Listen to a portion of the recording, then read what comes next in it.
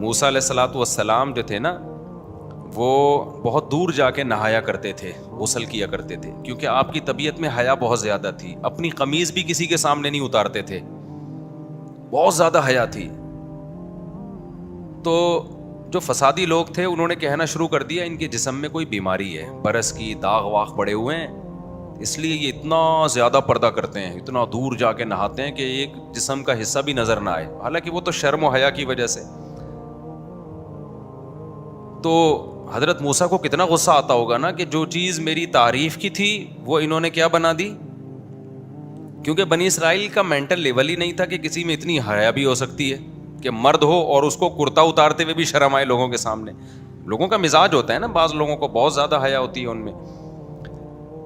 तो अल्लाह ताला ने क्या किया, अल्लाह ताला ने मूसा अलैहिस्सलाम पे जो इल्ज़ाम लग रहा था ना कि इनका जिस्म ख़राब है अंदर से, ये उतने छुपा के रखते हैं उसको, नहाते भी बहुत दूर जाके हैं, किसी को ज़रा भी बॉडी नज़र ना आए, तो असल में अंदर से मामला क्या है, ख़राब है, दाग वाग है और कोई बीमारी है इनमें। इतना ज़्यादा उन्होंने प्रोपेगंडा किया नालायकों ने कि कुरान में अल्लाह ताला ने फरमाया कि फ़बर्रअहुल्लाहु मिम्मा क़ालू, अल्लाह ने मूसा अलैहिस्सलाम को उनके इल्ज़ामात से बरी कर दिया। बुखारी में हदीस है कि मूसा अलैहिस्सलाम कहीं दूर जाके गुस्ल कर रहे थे और अपने कपड़े उतार के रखे उन्होंने पत्थर पे, तालाब में चले गए, पत्थर कपड़े लेके भाग गया।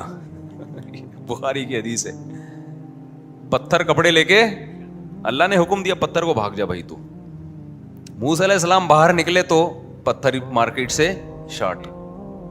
मूसा अलैहिस्सलाम ने देखा पत्थर आगे आगे जा रहा है ना, भाग रहा है, हजरत मूसा पीछे पीछे दौड़ रहे हैं। तो पत्थर हजरत मूसा अलैहिस्सलाम को आबादी में लेके आ गया, जहां बनी इसराइल जो जो फसादी लोग इस तरह की बात सारे नहीं कर रहे थे, कुछ लोग कर रहे थे।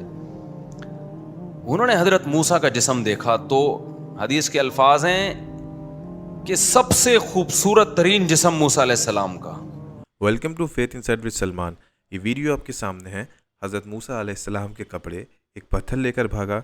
जी हाँ, कुछ ऐसी ही रिपोर्ट्स हमारी सही हदीस की किताबों में हैं जो ये कहती हैं कि मूसा अलैहिस्सलाम और बनी इसराइल का एक वाक़या नकल होता है कि बनी इसराइल का गिरोह असल में मूसा अलैहिस्सलाम के बारे में गलत फहमी लगता था। वो वजह ये थी कि बनी इसराइल के लोग तो जो मर्द थे वो नहर या किसी चीज़ में जब भी नहाते थे तो पर्दे का ख्याल नहीं करते थे, बरहना नहाते थे। लेकिन मूसा अलैहिस्सलाम ऐसा नहीं करते थे, बल्कि वो अलहदा नहाते थे और वो बहुत हया वाले थे। इस वजह से बनी इसराइल ने ये आम कर दिया, कमीने लोगों ने, कि मूसा अलैहिस्सलाम के प्राइवेट पार्ट्स में कुछ कमी है, कुछ दिक्कत है, इसलिए वो सबके सामने नहाने से परहेज़ करते हैं। देखें माशाल्लाह कितनी अच्छी कौम है। उसके बाद हुआ ये कि एक बार जब मूसा अलैहिस्सलाम नहाने गए और उन्होंने अपने कपड़े एक पत्थर पर रखे तो थोड़ी देर बाद वो पत्थर कपड़े लेके भागने लगा। मूसा अलैहिस्सलाम ये देखकर पत्थर के पीछे भागे और कहते जाते थे, ए पत्थर मेरे कपड़े, ए पत्थर मेरे कपड़े। हुआ यूँ कि जब भागते भागते उसी हालत में जब वो कपड़े नहीं पहने थे तो अच्छे खासे लोगों ने देख लिया उसी हालत में, और सब ने कहा कि नहीं ये तो बिल्कुल परफेक्ट हैं, इनके जिस्म में तो कोई कमी नहीं है, कोई प्राइवेट पार्ट्स में भी कोई कमी नहीं है। और इस तरह से पत्थर मूसा अलैहिस्सलाम के हाथ आया और मूसा अलैहिस्सलाम ने उस पत्थर को बहुत मारा। और मुझे हंसी आ रही है क्योंकि वाकई इस तरह का है और उस पर आज तक निशान है। अबू हुरैरा का कॉल है कि आज तक निशान है, आज तक का मतलब उनके ज़माने तक। और फिर माशाल्लाह से हमारे कुछ स्कॉलर ये कहते हैं कि इस तरह से अल्लाह ताला ने मूसा अलैहिस्सलाम पे जो लगी हुई तोहमत थी वो इस मौजज़े के ज़रिए से हटाई। हालांकि ये उनकी सोच है, अभी मौजज़ा सच में हुआ था कि नहीं हुआ था ये तो एक बात की बात है। लेकिन हम देखेंगे कि इस वाक़े की ऐसी रिपोर्ट्स के बुनियाद पे जो इस्लामोफोब्स हैं उन्हें भरपूर मौका मिलता है मजाक उड़ाने का। हाल ही में ये हुआ कि एक एक्स मुस्लिम कट्टर मुनाफिक दीनी भाई, जिनका इल्मी लेवल ठीक है, मतलब मैं बिलो एवरेज ही बोलूँगा, लेकिन उनकी जो तर्क वाली जो क्षमता है ना, यानी कि लॉजिक्स देने की, रीजनिंग करने की, वो खाली बैठे बैठे सवाल तो पूछ ही लेते हैं। तो हुआ ये कि वो आवाज़ हक के चैनल पे गए और उन्होंने अपने लेवल के अगेंस्ट जाके 1 घंटे तक वो टिक गए, जो कि बड़ी बात थी। इसका मतलब ये था कि आवाज़ हक का जो लेवल था वहाँ पे उतना नहीं रह पाया, ठीक। और आवाज़ हक ने अपने ईमान का तकाज़ा रखते हुए मूसा अलैहिस्सलाम के भागने वाली हदीस का खूब दिफा किया और यहाँ तक कुछ मिसालें दी कि देखें ज़मीन भी तो भागती है और सबको लेके भाग रही है। हालांकि मज़ाहिया मिसालें हैं तो मैं इस पर क्या ही कमेंट करूँ। दूसरी तरफ देखें, जब मुफ्ती तारिक मसूद ने ये वाक़या बयान किया तो उन्होंने कुछ झूठ से काम लिया। वो उनकी शर्म मुहैया होगी। उन्होंने बोला कि जिस्म पे कुछ दाग धब्बे कुछ इस तरह की बात थी मूसा अलैहिस्सलाम के, उस बात को काउंटर करते थे। हालांकि हदीस में तो डायरेक्ट लिखा हुआ है कि प्राइवेट पार्ट में दिक्कत है, ये इल्ज़ाम लगाते थे बनी इसराइल के लोग। तो ये सब डिफेंसिव होने का मौका चलता रहा और एक्स मुस्लिम से इसको खूब बनाया। और एक्स मुस्लिम साहिल के चैनल पे आप देखेंगे 2-2 3-3 स्ट्रीम्स भी हुई जिसमें सिर्फ एक ही मुद्दे को लेके वो मुस्लिम स्कॉलर से मज़े ले रहे थे। अब इसके पीछे मसला क्या है? ये हदीस है अल्लाह के रसूल से मंसूब की गई है। इसके पीछे की असल वजह क्या है वो हम देखते हैं। अब आते हैं उन सारी चेन ऑफ नरेशन पर सारे तुर्क पर, जिसमें मूसा अलैहिस्सलाम और उनका वाक़या जिसमें वो पत्थर कपड़े लेकर भागता है वो दर्ज किया गया है। ये जो रिसर्च मैं आपके सामने प्रेजेंट करने जा रहा हूँ ये है शेख सलाउद्दीन इडलिबी की, जो कि शाफ़ी अशरी हैं और मुहद्दिस हैं, सीरिया के रिसर्च स्कॉलर हैं। ये तमाम तुर्क को इकट्ठा करते हैं और उस पर अपनी तखरीज पेश करते हैं, और जो खुलासे कलाम है वो मैं आपको पहले बता देता हूँ और फिर साथ में हम रिसर्च को आगे बढ़ाएंगे और लास्ट में बड़ी इंटरेस्टिंग हवाला उनकी रिसर्च को सपोर्ट करने के साथ मैं जोड़ूंगा। शेख सलाउद्दीन इडलिबी कहते हैं कि यहाँ पे जितनी भी रिपोर्ट्स आई हैं मूसा अलैहिस्सलाम के कपड़े लेके भागने की, वो मरफूअन साबित नहीं होती। अलबत्ता कुछ रिपोर्ट्स हैं मरफूअन, लेकिन उस पर वो जरा करते हैं। मरफूअन का मतलब रसूलुल्लाह से साबित नहीं है, अलबत्ता अबू हुरैरा का कौल है और इब्ने अब्बास का कौल है, और ये अहले किताब के कौल हैं जो इनके ज़रिए से ये रिपोर्ट्स में आ गए हैं। ये बात बोलते हैं आखिर में शेख सलाउद्दीन इडलिबी। ठीक है, अब जो मेन बुखारी मुस्लिम के तुर्क है उस पर बात कर लेते हैं, उनकी तखरीज क्या है। बुखारी 278 में अगर देखें तो जैसे कि स्क्रीन पे दिख रहा है, ये पूरी सनद आपके सामने है, पूरा वाक़या वैसा का वैसी है। इसमें एक रावी पर जरा करते हुए इडलिबी साहब बोलते हैं कि हम्माम बिन मुनब्बिह, ठीक है, इनके बारे में बताते हैं कि ठीक है ये सिका रावी हैं, इनके बारे में कुछ ज़्यादा बुराइयां नहीं मिलती हैं, लेकिन उन्होंने बताया कि इमाम अली इब्ने मदीनी ने इनके बारे में कुछ कंट्राडिक्टरी नरेशंस रिपोर्ट किए हैं जो कि इनके साथ के लोग थे उससे अलहदा हैं। ठीक है, तो उन्होंने कुछ मुख्तलिफ बोला है हम्माम बिन मुनब्बिह के बारे में। किसने? इमाम अली इब्न अल मदीनी ने। आगे चलते हैं, अगर यही बात को देखें तो दो और इमाम है, जैसे इमाम अल-मज़्ज़ी हैं, वो तहज़ीब अल-कमाल में वो ये लिखते हैं कि जो हम्माम बिन मुनब्बिह हैं वो असल में अपने भाई से रिवायतें लेते थे जिनका नाम था वहाब बिन मुनब्बिह। वहाब बिन मुनब्बिह जो हैं वो असल में फ़ेमस हैं इसराइलियात के लिए, तौरात की और इंजील की बातें फॉरवर्ड करने बताने के लिए, जैसे कि काबल अहबार हैं। तो ये वहाब बिन मुनब्बिह के भाई हैं और इमाम मज़्ज़ी तहज़ीब अल-कमाल में कहते हैं कि ये उनसे भी रिपोर्ट किया करते थे। ठीक, उसके बाद बात और आगे जाती है और ये कहते हैं कि एक स्ट्रेंज बात ये है कि जो अबू हुरैरा से रिवायत करते हैं हम्माम बिन मुनब्बिह, अबू हुरैरा से और भी बहुत सारे फेमस लोग रिवायत करते हैं, लेकिन उनकी रिपोर्ट्स में इस तरह की कोई भी मूसा अलैहिस्सलाम की कहानी नहीं आती है, और ये एक स्ट्रेंज रिपोर्ट है। ठीक है ना। और ये वाला ओपिनियन अल-मज़्ज़ी का, इमाम अल-मज़्ज़ी का इब्ने अल-मदीनी के ओपिनियन को सपोर्ट करता है कि एक स्ट्रेंज रिपोर्ट है। तीसरा आते हैं इमाम अहमद। इमाम अहमद भी कुछ कलाम करते हैं और इमाम अहमद भी यही बात बोलते हैं कि जो अबू हुरैरा रज़ियल्लाहु के जो स्टूडेंट्स थे या उनके साथ जो उनसे रिवायत करते थे, हम्माम बिन मुनब्बिह की कुछ बातें यूनिक हैं जो बाकी लोग रिवायत नहीं करते। तो ये तीन स्कॉलर्स ने हम्माम बिन मुनब्बिह पर यहाँ पे एक क्रिटिसिज्म किया है जिसको गौर करना ज़रूरी है, और शेख सलाउद्दीन इडलिबी ने इस बात को यहाँ पे सामने लाया है, जो कि बुखारी की हदीस 278 पे है। ताजुब वाली बात ये जो कंक्लूजन हमने आपको बताया कि असल में ये मरफू हदीस नहीं है, ये रसूलुल्लाह से किसी वजह से, किसी रावी के इल्हाम की वजह से, हो सकता है कि तदलीस की वजह से ये मरफूअन हो गई है। और इसकी मैं हवाला आपको कैसे देता हूँ, बुखारी में मुस्लिम में जैसे ही आप जाएंगे, सही मुस्लिम 339 और तीसरा तुर्क है सी, उसमें ये पूरा किस्सा अबू हुरैरा डायरेक्ट बता रहे हैं, वो रसूलुल्लाह से एड्रेस नहीं कर रहे। आप खुद देख सकते हैं स्क्रीन पर, अबू हुरैरा रज़ियल्लाहु अन्हु reported that Moses was a modest person, he was never seen naked in and Banu Israel said। और फिर वो किस्सा बयान करते हैं, वो ये नहीं कहते कि मैंने रसूलुल्लाह सल्लल्लाहु अलैहि वसल्लम से सुना। तो यानी कि जो बात है वो भी साबित हो रही है, और ये वाली जो सही मुस्लिम की सनद है बिल्कुल टनाटन है, यानी कि इसमें कोई भी जरा का मसला नहीं किया इडलिबी साहब ने। ठीक है, और ये सिर्फ अबू हुरैरा से रिवायत है, लेकिन बाकी सनदों में इडलिबी शेख सलाउद्दीन साहब ने जरा की है। अब हम उन दूसरी मरफू हदीसों पे जो रसूलुल्लाह तक जाती हैं और मूसा अलैहिस्सलाम की रिपोर्ट हैं उस पर क्रिटिसिज्म देखेंगे शेख सलाउद्दीन मुहद्दिस का।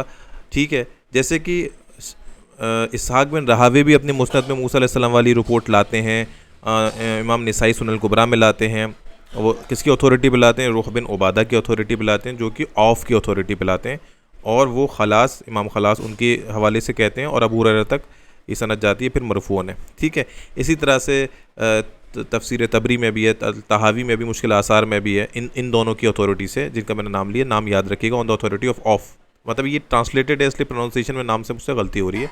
ठीक है जी, और यहाँ भी मरफूअन आती है, और इमाम हम्बल भी उसी अथॉरिटी पे लाते हैं, वहाँ भी ऑफ है, तो ये ध्यान रखिएगा।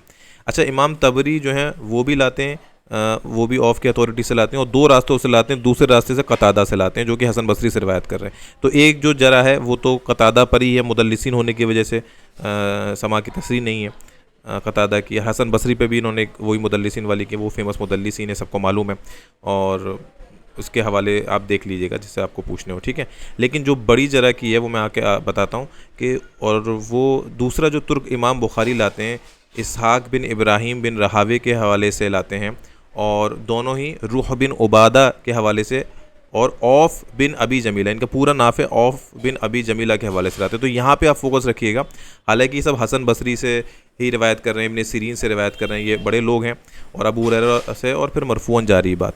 इम्पोर्टेंट बात क्या है कि रूह बिन उबादा बसरी, जो ये बुखारी की दूसरी सनद है, उनके बारे में सिखा रावियाँ, लेकिन इमाम निसाई ने सुनल कुबरा में उनको वीक बोला है, पहली चीज़। लेकिन फिर भी हम छोटी मोटी क्रिटिसिज्म को साइड कर दे रहे हैं।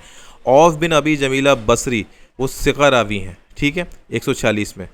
एक ग्रुप उनको ट्रस्ट करता था, लेकिन इमाम मुस्लिम ये कहते हैं कि जो बड़ा ग्रुप है इब्ने सीरीन वाला, खलास बिन मोहम्मद वाला, उनके जो शागिर्द हैं, इनके स्टूडेंट्स में से दो ग्रुप हैं, एक औफ बिन अबी जमीला है, मैं इंग्लिश में ट्रांसलेट करके पढ़ रहा हूँ, और अशद अल हमरानी है, एक ये ग्रुप है, और एक अल हसन बसरी और इब्ने सीरीन है, यानी कि जैसे इब्ने औन और अयूब है। तो इब्ने औन और अयूब वाला ग्रुप फार मोर रिलायबल, फार मोर ट्रस्टेबल है बनिस्बत औफ बिन जमीला और अशद बिन हमरानी के, और ये सारी की सारी मरफू नरेशंस में जो पहली वाली छोड़ दें उसके अलावा ये औफ बिन जमीला ही आते हैं। ठीक है, अब लोग कह रहे होंगे यार ठीक है, ये तो रिलेटिव बात कर दी इमाम मुस्लिम ने, तो इसमें ऐसी कौन सी क्रिटिसिज्म हो गई कि आप उसको साइड कर रहे हैं, वो हम आगे बताते हैं। और खैर अल हसन बसरी से तो है ही, तो मुदल्लिस हैं, यहाँ भी अनसे रिवायत कर रहे हैं, तो ये उसी तरह से तो साइड हो जाती है, तो समा की तस्रीह वैसे भी नहीं है। लेकिन हम बड़ी जरा पे आपको इस पर बात करेंगे, वो बड़ी इंटरेस्टिंग है, इसको सुनिएगा। हुआ ये था कि इब्ने अबी हातिम ने अल जरह वल तादील वाली किताब में साले इब्ने अहमद इब्ने हम्बल के कॉन्टेक्स्ट में लिखा, और वो अली इब्ने मदीनी के हवाले से लिखते हैं, याह्या, और वो याह्या बिन कत्तान के हवाले से लिखते हैं कि कुछ इंपॉर्टेंट बात लिखती है, ये बड़ी इंपॉर्टेंट है, सुनिएगा, और नाम याद रखिएगा, औफ बिन अबी जमीला अक्सर मरफू हदीस में जो मूसा अलैहिस्सलाम वाली है उनके में है। ठीक है, इनकी सेकंड या थर्ड लेवल पे। अब हुआ ये कि औफ बिन जमीला के नरेशंस जो हैं उनके पास लिखे हुए थे, इन्होंने देखा, किसने देखा? सईद बिन कत्तान ने, कि मूसा अलैहिस्सलाम के पत्थर वाली रिपोर्ट औफ बिन जमीला के पास लिखे हुए थे। अब लेकिन सनदों में मसला था। Off on the authority of Hassan on the authority of the Prophet, may God bless him and grant him peace. The off on the authority of Khalas bin Muhammad ibn Sirin on the authority of Abu Huraira. अब ये कुछ सनदें उनके पास ऐसी थीं जो कि रसूलुल्लाह तक नहीं जाती थी, ठीक है, और कुछ जो अबू हुरैरा तक जाती थी। कुछ सनदें ऐसी हैं जो कि हसन बसरी से डायरेक्ट रसूलुल्लाह पे जा रही हैं। यानी कि उनको जब ये देखा मटेरियल, तो उनको मालूम चल गया कि असल में उनका हाफजा आखिर में बिगड़ गया था, किसका? औफ बिन जमीला का। और असल में जो मूसा अलैहिस्सलाम वाली रिपोर्ट है वो मुरसल रिपोर्ट है, जो कि हसन बसरी के अथॉरिटी पे है, ठीक है, और ये इसमें मुनक़ते है एक तरह से, यानी कि ये जो है या तो ताबई के लेवल पर रुक जा रही है, ज़्यादा अबू हुरैरा के लेवल पर आकर रुक जा रही है, मरफूअन तो है ही नहीं है। तो ये बड़ी क्रिटिसिज्म था जो औफ बिन जमीला पे था, जो बुखारी की सनद में भी हैं, जो अलग अलग किताबों की सनद में मरफूअन अल्लाह के रसूल तक पहुँच गई है। तो बात यही है कि जब औफ बिन जमीला ने ये रिपोर्ट आगे बढ़ाई, तो ख़ुद का भी मेमोराइजेशन गड़बड़ हो गया था लास्ट में, और रूह बिन उबादा के जब हवाले से रिपोर्ट आती है तो बिल्कुल ही ये गड़बड़ मानी जाएगी। तो ये सनद भी चली जाती है जो मरफून सनद है। तो तकरीबन सारी सनद चली ही गई हैं, सिर्फ एक के जो कि सिर्फ हज़रत अबू हुरैरा से आती है। फिर उसके बाद आपको दो सनदें और मिल जाएंगी जो कि रूह बिन उबादा के हवाले से हैं, औफ के हवाले से हैं, और अल हसन बसरी से हैं, वो मालूल हैं ट्रांसमिशन में, और ये सब वीक नरेशंस हैं। और तीसरी जो सनद मिलेगी वो इमाम तबरी में मिलेगी, वो सुफियान सौरी से और जाबिर अल जाफ़ी से on the authority of Ikrima से on the authority of Abu Hurairah से लाते हैं। और यहाँ पे यजीद अल जाफ़ी जो हैं, जाबिर बिन यजीद अल जाफ़ी, ये वीक हैं, ठीक है, तो ये भी ज़ईफ़ सनद है। अच्छा, तो अल्टीमेटली मसला क्या निकला यहाँ से, जो हमने हज़रत अबू हुरैरा की हदीसें कंपेयर करी, कि चेन ऑफ ट्रांसमिशन जो है वो क्वेश्चनेबल हैं और उसमें गैप्स हैं, यानी कि जो रावी हैं उन पे भी जरा है, और वो जरा इसी तरह की है कि वो कभी वो ताबीन के लेवल तक बात ले आके छोड़ दे रहे हैं, कभी सहाबा तक छोड़ दे रहे हैं, या कभी वो रसूलुल्लाह तक मरफून भी बयान कर रहे हैं, और आखिर वक्त में हाफजे का भी मसला है, और फिर मुदल्लिसीन भी हैं। यानी कि इतने स्ट्रॉन्ग पॉइंट्स हैं ये साबित करने के लिए कि असल में मरफून हदीस नहीं है। और एक तो हमने वादे तौर पे दे दिया कि अबू हुरैरा की मुस्लिम से जो मजबूत सनद है वो तो अबू हुरैरा रज़ियल्लाहु अन्हु खुद ही बयान कर रहे हैं, अल्लाह के रसूल से वो नहीं है।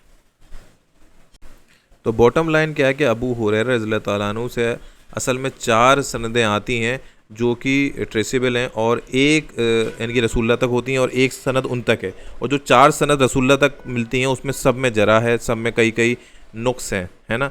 और इसी तरह से हमें मालूम चला बाकी जो रिपोर्ट्स आती हैं अबू हुरैरा से वो ज़ईफ़ हैं। एक ही मजबूत रिपोर्ट बचती है जो कि हज़रत अबू हुरैरा खुद ही बयान कर रहे हैं, रसूलुल्लाह का नाम नहीं ले रहे। इसी तरह जाते जाते 2 और सनदें बता दें जो कि इब्ने अब्बास रज़ियल्लाहु ताला अन्हु से हैं। एक जो इब्ने अब्बास डायरेक्ट बयान कर रहे हैं बिना रसूलुल्लाह के हवाला लिए हुए, वो सही सनद है, लेकिन वो जो बयान कर रहे हैं मरफू हदीस रसूलुल्लाह के हवाले से, तो वो उसमें भी वीक नरेशन है। इसमें अतिया बिन साद बिन जनादा जो है वो भी वीक है, और कई रावी उसमें मसला है जो कि हवाला। तो ये सब मसला हवाला मैंने आपको डिस्क्रिप्शन में दे दिया, जिसको भी अपनी खुजली मिटानी हो वो उसको पढ़ सकता है। अब आप में से बहुत से लोगों को लग रहा होगा यार क्या ये तो मुस्लिम की हदीस भी साइड कर दी और बुखारी को मैं भी जी नुक्स निकाल लिया। भाई ये सब है, ऐसा कभी हुआ ही नहीं है कि मतन पे जरा नहीं हुई बुखारी मुस्लिम की, और इवन जो रावी हैं उन पे जरा नहीं हुई, बिल्कुल हुई है। लेकिन वो क्या होता है कि उनको सपोर्ट दूसरी मजबूत हदीसों सनदों से मिल जाता है तो वो भी सही कहलाई जाती हैं। खैर मैं इसको डिटेल में नहीं जा रहा। मैं आपको एक और मिसाल देता हूँ जो हज़रत अबू हुरैरा से इसराइलियात हैं, इनके अहले किताब की बातें हैं, जैसे कि मूसा अलैहिस्सलाम की जो रिपोर्ट है जो अबू हुरैरा की तरफ से, इब्ने अब्बास की तरफ से, जो कि अहले किताब की बातें अल्लाह के रसूल ने कभी बयान नहीं किया, ठीक है, और वो अहले किताब की बात है, मतलब कहानी है, वो झूठी है। इसी तरह से जो है इधर आ जाएं एक दूसरी रिपोर्ट जो ख़ुद अबू हुरैरा से ही है, लेकिन इम्पोर्टेंट बात क्या है वो भी मुस्लिम में है। अब इस पर भी जरा है, वो रिपोर्ट क्या मैं आपको पढ़ देता हूँ कि अबू हुरैरा फरमाते हैं कि अल्लाह के रसूल ने कहा कि अल्लाह ताला ने जुमा के दिन सैटरडे के दिन ज़मीन को बनाया, और संडे के दिन माउंटेन्स को बनाया, और मंडे के दिन ट्रीज़ को बनाया, और फिर उसके बाद लेबर वाली चीज़ों को ट्यूसडे को बनाया, और लाइट को वेडनेसडे को बनाया, और जानवरों को थर्सडे को बनाया, और आदम अलैहिस्सलाम को जुमा में बनाया, सर से मगरिब के बीच में, ठीक है। अब ये मुस्लिम में रिवायत है, आप इसकी सनद देखने में आपको मिल जाएगी। इमाम इब्ने कसीर क्या कहते हैं, भाई इब्ने कसीर को तो मान लोगे।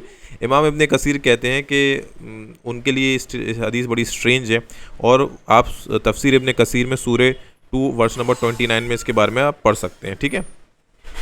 और वो कहते हैं इमाम इब्ने कसीर कि ये जो ट्रेडिशन है ये वाला सही मुस्लिम का, ये गराइब में से सही मुस्लिम के इब्ने अल-मदीनी और अल-बुखारी जो हैं वो स्कॉलर्स हैं जो मास्टर्स ऑफ हदीस हैं, उन्होंने भी इस पे कमेंट किया है कि असल में ये इसराइलियात हैं, यानी कि मरफू नहीं हैं बल्कि काब अल-अहबार के लफ्ज़ हैं जो किसी रावी की गलती की वजह से मरफूअन हो गया बाद में, ठीक है। और अबू हुरैरा ने उनसे ही सुना होगा काब अल-अहबार से, जो कि ज्यूइश रबाई थे, फिर वो मुसलमान हुए हज़रत उमर के ज़माने में। उस पर मैंने पूरा लाइव किया हुआ है, पार्ट 1 आप उसको जाके मेरे लाइव में देख सकते हैं, बड़ी इंटरेस्टिंग बातें और भी हैं उसमें, ठीक है। और ये बाद में गलत तरीके से मरफूअन बन गई। ये कौन कह रहा है, इब्ने कसीर कह रहे हैं, तफसीर सूरह 2 आयत नंबर 29 में, अल-बिदाया वल निहाया में जो है इमाम बुखारी को कोट करते हुए इमाम बुखारी ने भी बोला किताब तारीख़ अल कबीर में कि असल में ये बात सही है। कुछ स्कॉलर्स ने कहा है कि असल में काबिल आवार के वर्ड्स हैं ये वाले, सही मुस्लिम की जो हदीस है, तो ये बात सही है। इमाम बुखारी इसको एंडोर्स करते हैं। इब्ने कसीर अल-बिदाया वल निहाया में कहते हैं कि ये जो हदीस जो अबू हुरैरा से है ये काब अल-अहबार से ली गई है, और वो दोनों एक दूसरे के खूब साथ रहते थे, बातें करते थे, एक दूसरे से सीखते थे, सुनते थे, वो अपनी किताबों से बताते थे, वो अपनी किताबों से बताते थे, यानी कि वो कुरान से उनको नॉलेज देते थे, वो अहले किताब थे तो तौरात से उनको नॉलेज देते थे, ठीक है। तो ये क्लियर बात है कि ये असल में अबू हुरैरा की काब से ही इन्फॉर्मेशन है, और ये काब बिल अहबार पे पूरी मेरी एक वीडियो है, और सेकंड पार्ट भी आएगा इंशाल्लाह, आप उसको देख सकते हैं। तो यहाँ तक आपको समझ में आ गया होगा कि आप लोगों के लिए मैंने इतनी मेहनत करी कि भाई अकल चलाओ, अंधे मुकल्लिद मत बनो, है ना हदीसों के। देखो आपको हदीसों की 2 एक्सट्रीम से बचना है। एक वो एक्सट्रीम है जो मुनकरीन हदीस हैं, आपको वो नहीं बनना। एक दूसरी एक्सट्रीम है जो कहते हैं नहीं तुम्हें हर तरह से मानना है, तुम्हें इसमें हिकमत ढूंढनी है, और वो अपनी हर तरह का जोर लगा देते हैं उसको डिफेंड करने में, हालांकि वो कुरान के ख़िलाफ़ हदीस होती है, वो कॉमन सेंस के ख़िलाफ़ होती है, वो वो दूसरी हदीसों के खिलाफ होती है लेकिन उसको डिफेंड करते रहते हैं। ऐसे लोगों से भी आपको बचना है, एतदाल का मामला रखना है। और ये रिसर्च जो प्रेजेंट करी है मैंने कोई तखरीज नहीं की थी, वो ख़ुद मुहद्दिस हैं, उन्होंने तखरीज की थी और ये भी इमाम इब्न कसीर का कौल है, ठीक है। और आगे भी इंशाल्लाह उसी हदीसों को हम डिस्कस करते रहेंगे, जिसकी वजह से दो ग्रुप्स, एक तो एक्स मुस्लिम आपका मजाक उड़ाते हैं और दूसरा जो मुसलमान जो एक्सट्रीमिस्ट ग्रुप्स हैं वो जब आप उन पर सवाल करते हो तो बोलते हैं यार आप हदीस पे सवाल कर रहे हो। तो अल्लाह ताला से दुआ करें इन दोनों ग्रुप से अल्लाह ताला आपको बचाए। दे तो बयान कर सकूं मैं। फरमाइए। एक मुझे पता है आप हदीस से बात नहीं करते। मैंने इस हदीस के बारे में मैंने मुफ्ती यासिर साहब को मैसेज किया था, उनका जवाब नहीं आया। तो आपकी जी। स्ट्रीम देखिए, अगर आपको जितनी भी नॉलेज है अपने उस्तादों से, उनके रोशनी में अगर मुझे गाइड कर सकें, क्योंकि हदीस मुझे बहुत परेशान कर रही है। क्या अम, हो? एक कुरानिस्ट था, वो हदीसों का मजाक उड़ा रहा था किसी चैट पे। तो वो सबको तकलीफ हो रही थी कि उसको क्या जवाब दें। तो उसने मुझसे ये हदीस बयान करी कि एक हदीस है कि एक दफ़ा हज़रत मूसा अलैहिस्सलाम नहा रहे थे, तो एक ठीक। पत्थर उनके कपड़े लेकर भाग गया। तो ये कह रहा था कि man, even a rock told your prophet. It is how God wants to treat his prophet, allowing a rock to troll your prophet. तो मैंने उसको ये जवाब दिया, इस हदीस से साबित हो रहा है कि एक नबी की गुस्ताखी हो रही है। तो जो चीज़ नबी की गुस्ताखी कर रही हो, चाहे ऑथेंटिक हदीस भी हो, तो मैं उसको नहीं मानूंगा। तो वहाँ पे मैंने उसको खामोश करा दिया। फिर सूरह अहज़ाब में मैं और ये जितनी भी क्वेश्चन आते हैं, मैं किसी एक्स मुस्लिम से लेके नहीं आता। मैं जब कुरान पढ़ता हूँ तो उसमें से ये सवाल आते हैं। तो मैं एक सूरह अहज़ाब में मैं पढ़ रहा था, तो तर्जुमा पढ़ा, वहाँ से मूसा अलैहिस्सलाम का ज़िक्र आया। तो मैं तफसीर देखी उसमें, तो वो तफसीर भी ये बोल रही है कि ये हदीस ऑथेंटिक है। तो मैं बिल्कुल चकरा गया, क्या ये हदीस ऑथेंटिक है या मैं कैसे करूँ? क्योंकि मेरे हिसाब से तो इसमें चाहे कोई भी एक्सप्लेनेशन हो, इसमें इस हदीस से तो हज़रत मूसा अलैहिस्सलाम को गुस्ताखी हो रही है। मैं कैसे मान सकता हूँ ऐसी हदीस को? अंबिया की गुस्ताखी क्या नहीं होती थी? जनाब रिसालत में आप सल्लल्लाहु अलैहि वसल्लम सजदे की हालत में हैं हाँ, और उन पे एक ऊँट की वो चले चर्बी मैं कह देता हूँ फॉर हाँ, वो तो होती बेटर थी। एक्सप्रेशन। वो तो एक इंसान करता था ना, मगर एक पत्थर कैसे कर सकता है गुस्ताखी नबी की? एक पत्थर कपड़े लेकर भाग रहा है। नहीं देखें, असूल ये है ना कि क्या नबी की गुस्ताखी हो सकती है या नहीं हो सकती। हो अगर आप सकती है। पत्थर की बात कर रहे हैं तो नबी अपने ज़माने में सबसे आला व अरफा इंसान होता है। जी हाँ, अगर कोई दर्जे में उससे जूनियर इंसान अगर उसकी गुस्ताखी कर सकता है, there is a question there कि अच्छा उससे जो रुतबे में एक जूनियर इंसान है वो कैसे नबी की गुस्ताखी कर सकता है। तो अगर वो कर सकता है तो अल्लाह ताला किसी भी जरिए से किसी भी तरह से अपने जो अल्लाह ताला ने दुनिया को चीज़ दिखानी होती है वो दिखा देते हैं। आप तो जी हाँ। पत्थर यही कुछ रिपोर्ट और ये वाक़या ये पूछा था बेचारे एक कॉलर ने जिनका नाम था हुसैन, और उन्होंने कैसर अहमद राजा साहब से हाल ही की 2 दिन पहले की स्ट्रीम में पूछा, बोला कि बड़े परेशान हैं। उन्होंने ये वाक़या पढ़ा और फिर नीचे लिखा था तो सही वाक़या है, ऑथेंटिक वाक़या है, मैं कैसे मान लूँ ये रसूल की नबी की गुस्ताखी है। भाई बिल्कुल गुस्ताखी है और आपका कॉमन सेंस बिल्कुल सही है और आप ही असल दीन पे हैं। जो आपको अजीब अजीब से नॉनसेंस बातें बता रहे हैं वो दीन पे नहीं है, ठीक है। ये एक्सट्रीमिस्ट हदीस एक्सट्रीमिस्ट लोग हैं, ठीक है, जिनको ज़रा भी सवाल करने वाले में मुनकरीन हदीस नज़र आता है और मुनकरीन हदीस तो हैं ही दूसरी एक्सट्रीम पर। तो जब कैसर अहमद राजा साहब से पूछा गया, एक बेचारे मासूम से हमारे कॉलर ने पूछा कि भाई मुझे बड़ा मसला होता है इसमें तो नबी की गुस्ताखी है, तो बोल रहे हैं कि नबी की गुस्ताखी कब नहीं हुई है।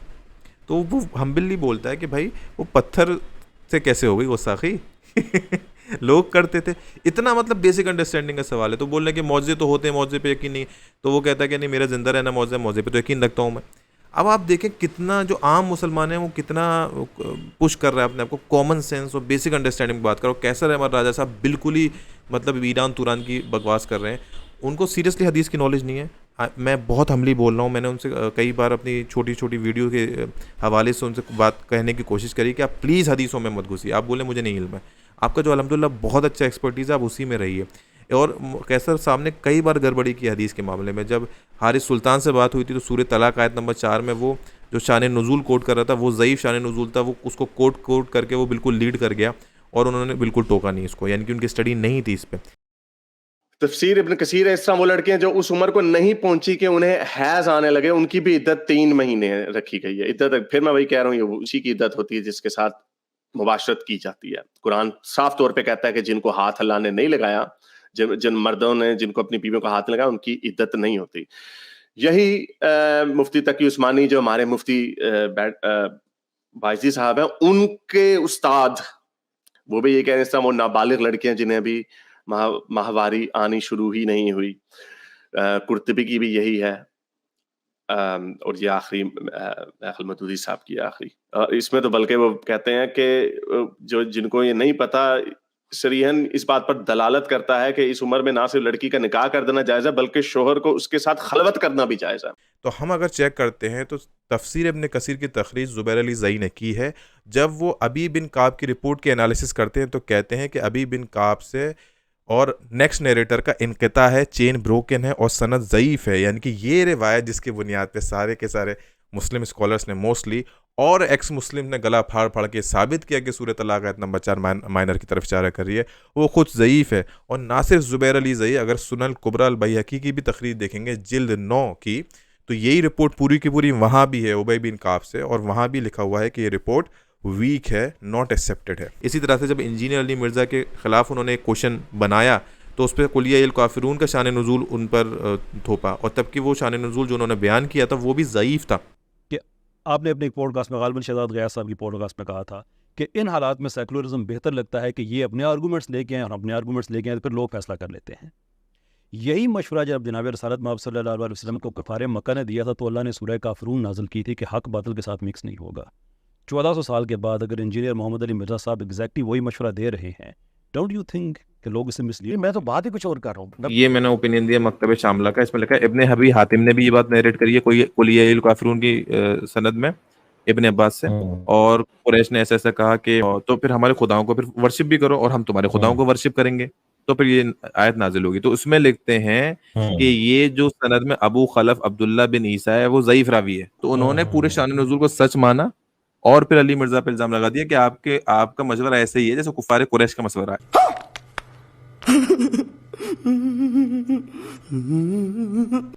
और यहाँ तो खैर वो बुखारी में हदीस आ गई मूसा अलैहिस्सलाम वाली, तो खैर साहब कैसे ही बोल देंगे। तो वो बेचारा पूछ रहा है कि नबी की गुस्ताखी हो रही है, मैं कैसे मान लूँ? तो वो कह रहा है कि नबी की गुस्ताखी तो सब ने की। अब ये इनका देखिए ये फाउंडेशन है, और फिर बाद में बोल रहे हैं कि नहीं उसूल ये नहीं है पत्थर ने की किसने की, उसूल ये है कि जो है वो नबी की गुस्ताखी हुई। अब ये उसूल कहाँ से बना लेते हैं भाई? ये बहुत इरिटेशन है। मतलब मैं क्या ही बोलूँ, मैं क्या क्या बोलना चाहता हूँ, लेकिन एक तरफ हमदर्दी भी है इन लोगों के साथ जो दीन का अल्हम्दुलिल्लाह काम कर रहे हैं, और अल्लाह ने इतना काम लिया है, और एक तरफ ये इनकी डार्क साइड है जो कि बिल्कुल अनएजुकेटेड वाली साइड है कई मसलों में, वो एक्सट्रीम फॉर्म में हदीस के चले जाते हैं। ठीक, तो बिल्कुल सही बोला। और कुछ स्कॉलर तो माशाल्लाह ये कहते हैं कि वो देखें पत्थर इसलिए भागा ताकि मूसा अलैहिस्सलाम की अज़मत अल्लाह को बचानी थी। अब ये नंगा भाग के अज़मत बच रही है कि घट रही है, मुझे समझ में नहीं आता, पहली चीज़। और दूसरी बुखारी में हदीस है कि अल्लाह के रसूल जब काबे की तामीर के वक्त, जब बिल्कुल शुरू की बात है, यानी कि नबूवत से पहले की गालिबन बात होगी उसके आसपास की, तो जब कर रहे थे वो पत्थर उठा के वो रख रहे थे, तो अब्बास रज़ियल्लाहु अन्हु ने कहा कि आप ऐसा करें, जो वेस्ट रैपर है आप उसको खोल के अपने कंधे पर रख लें उस कपड़े को, और जो है फिर पत्थर रख लें उस पर। उसकी वजह से अल्लाह के रसूल का सतर खुला होगा। और फिर फ़ौरन गशी की हालत में वो बेहोश हो गए, फिर वो उठ गए थोड़ी देर में। इस पर कई स्कॉलर बयान करते वक्त बोलते हैं देखें अल्लाह के रसूल का थोड़ा सा सतर खुला, और देखिए ये बिल्कुल गायबाना तौर पे हो गया, और वो जो है अल्लाह के रसूल बेहोश हो गए। अल्लाह को उनका एक ज़रा भी सतर खुलना गवारा नहीं था। अल्लाह को रसूलुल्लाह का सतर खुलना गवारा नहीं था, नाउज़ुबिल्लाह, लेकिन मूसा अलैहिस्सलाम को नंगा दौड़ाना गवारा था। क्यों अल्लाह ताला की आप गुस्ताखी करते हैं? क्यों नबियों की गुस्ताखी पे तुले हुए हैं? मौजज़े पे आ गए कि अल्लाह ताला हर चीज़ पे कादिर है। मेरे भाई, अल्लाह ताला हर चीज़ पे कादिर है, और अल्लाह ताला हकीम भी तो है। क्या मतलब वो जादूगर जो पत्थर उड़ाते हैं और वो टोपी में से कबूतर निकालते हैं, तो अल्लाह ताला का नाउज़ुबिल्लाह उस स्टेट पे ले जाना चाहते हैं? ठीक है, अल्लाह ताला हर चीज़ पे कादिर है, अल्लाह ताला हिकमत वाला भी है। यानी कि कोई भी फ़र्ज़ी काम अल्लाह ताला नाउज़ुबिल्लाह नहीं करेगा, फ़िज़ूल काम नहीं करेगा कि पत्थर उड़ा दिया है ना, और बकरी में से कुत्ता पैदा कर दिया। ये सब नहीं, अल्लाह ताला का सारा मामला बिल्कुल बैलेंस्ड है, हिकमत के साथ है। ये जो आप मिसाल दे के कुदरत साबित कर रहे होते हैं, वो कुदरत ही कुदरत होती है, वो माइनस हिकमत होती है, इसलिए सामने वाले को आप डाउट में भी डाल देते हैं। तो ये इससे ज़्यादा मैं बहुत बोल सकता हूँ, लेकिन आप समझ गए होंगे कि आप उन लोगों से बचें जो कि हदीस के एक्सट्रीम फॉर्म पे हैं। आपको जवाब तो नहीं देंगे, एक्स मुस्लिम्स को 2-2 घंटे जवाब देंगे। मुसलमान आएगा तो उसको भाई तुम ईमान रखो, ये घुइयाँ लहसुन पता नहीं क्या क्या बातें करते हैं, मुझे चिढ़ होने लगी है। और मैं लिटरली फटूंगा तो फिर बहुत बुरा फटूंगा। और मैं इनको क्या लगता है, मुझे इंडिविजुअल लेते हैं, ये समझते हैं कि हम लोग 3-4 कुछ इंडिविजुअल लोग हैं। नहीं नहीं भाई, नहीं नहीं नहीं, गलत फहमी मत रहिए प्लीज़ मत रहिए कि हम 4-5 ही लोग हैं। तो जो भी हमारे व्यूअर्स हैं, आप सुने, आप सवाल करें और इनको फोर्स करें, इन लोगों को, कि भाई मुसलमानों को वक्त दो, 2% के एक्स मुस्लिम्स को वक्त मत दो, ठीक है। और मुसलमान सवाल पे आए तो उनको जज्बाती डॉक्ट्रिन नहीं बतानी है, उनको समझाना है, और नहीं पता तो मुंह बंद रखना है, ठीक है जी। तो लाइक करें, सब्सक्राइब करें, शेयर करें, और वीडियो को शेयर ज़रूर करिएगा, क्योंकि थोड़ा इंपॉर्टेंट टॉपिक है और एक्स मुस्लिम्स के तो मज़ा आया होगा। और भी बहुत सारी अहदीस हैं जो इस कॉन्टेक्स्ट में, इसराइलियात में आते हैं, तो वो भी हम इंशाल्लाह जल्दी डिस्कस करने वाले हैं। तो बस आज के लिए इतना ही। सलामुन अलैकुम।